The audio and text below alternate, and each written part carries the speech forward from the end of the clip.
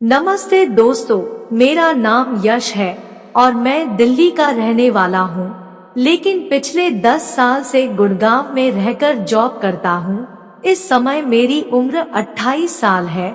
मेरी शादी हो चुकी है और मेरा एक बेटी भी है।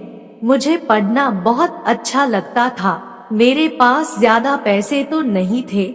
अकेले रहने के कारण कभी कभी जब वो सब करने का दिल करता तो सोचता था कि पैसों से मिल जाएगा, लेकिन फिर सोचता था कि पैसों से मिलने वाला वो में इतना खास मजा नहीं आता जितना सामने वाले की मर्जी से आता है। क्योंकि मेरा मानना है कि वो को पैसे से खरीदना ठीक नहीं, क्योंकि वो का असली मजा स्वेच्छा से करने में है, न कि पैसे से खरीद कर।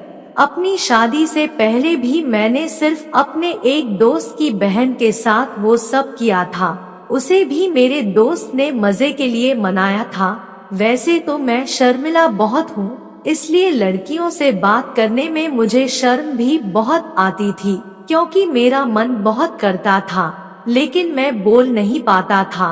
हालांकि आपको मैं बता दूं कि मेरी दिलचस्पी शुरू से ही लड़कियों से ज्यादा भाभीयों में रही है। यह उस समय की बात है जब मैं यहाँ गुजरात में किराए के मकान में रहता था, वो भी पूरे परिवार के साथ। मगर बीच में मेरे हालात कुछ ज्यादा बिगड़ गए। मेरी माताजी का तबीयत बहुत ज्यादा खराब हो गया, जिस वजह में मुझे अपना परिवार वापस गांव छोड़ना पड़ा। लेकिन अब मुझे तो रोज मजे के लिए वो चाहिए था, और शर्मिला इतना कि किसी लड़की से बात तक करने में मुझे शर्म आती थी। लेकिन जिस फ्लैट में मैं रहता था, वहाँ ऊपर के फ्लोर पे एक भाई साहब परिवार के साथ रहते थे।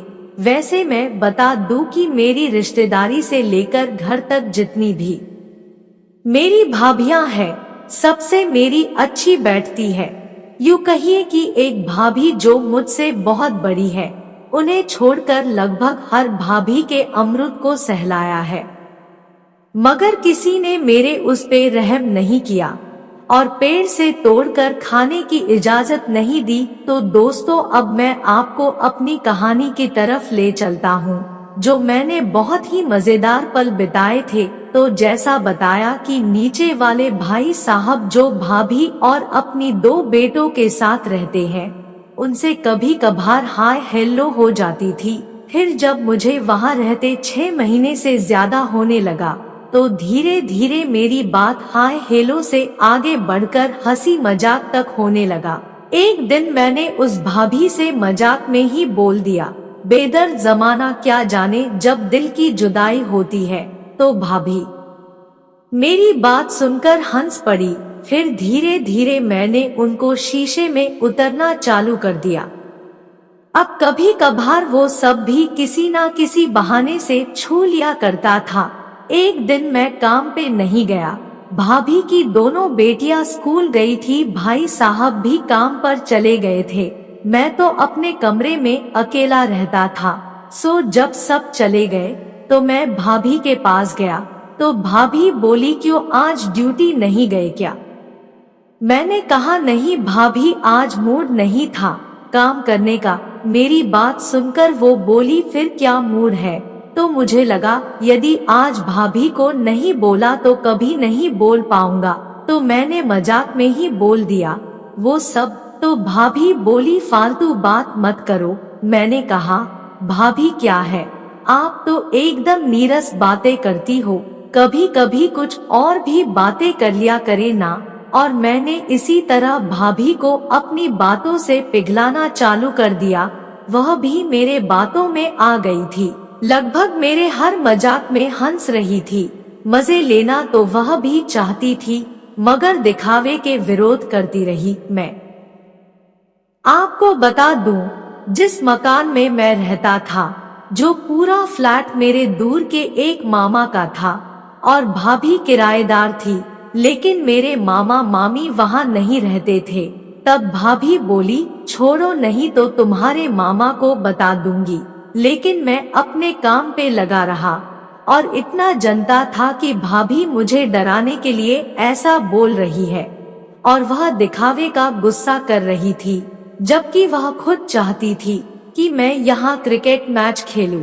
मैं यहाँ आपको बता दूं कि इसके पहले मैंने भाभी से बहुत पहले पूछ लिया था, भाई साहब आपको कैसी सेवा देते हैं और क्या क्या करते हैं, तो भाभी ने भी मुझे सब बताया था।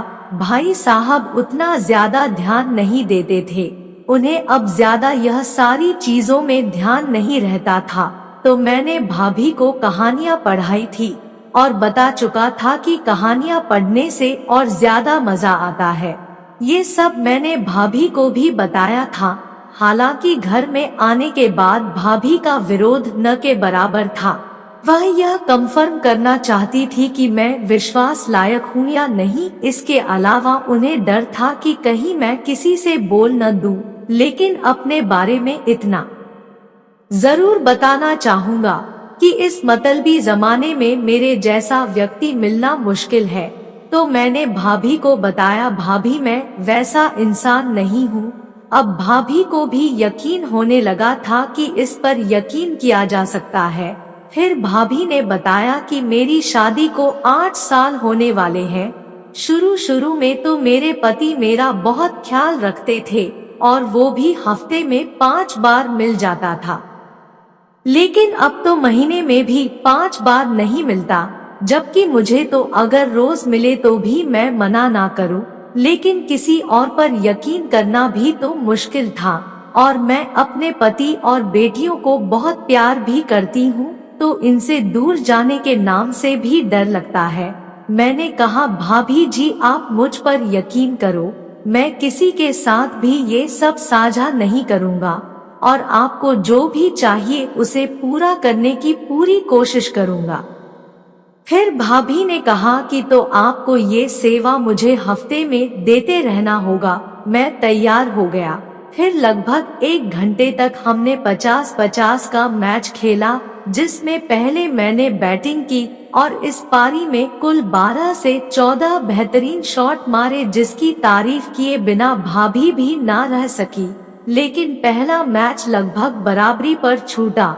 लेकिन कुछ समय के बाद दूसरा मैच शुरू हुआ, उसमें मैंने बढ़त बनाए रखी और ये बढ़त अंत तक रही। मैच के बाद भाभी ने मुझे मैन ऑफ द मैच भी करार दिया और बोली, ऐसी बैटिंग तो 6 सालों के बाद देखी है।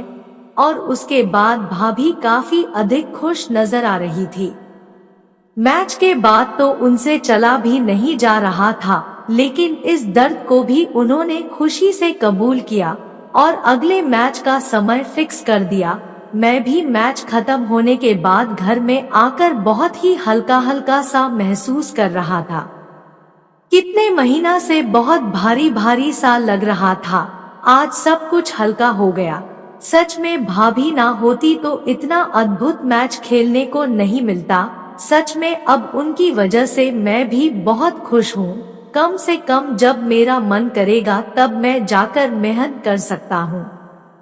दोस्तों, अगर वीडियो अच्छी लगी हो तो वीडियो को लाइक और चैनल को सब्सक्राइब जरूर कर लें, ताकि ऐसी ही वीडियोज आपको मिलती रहे।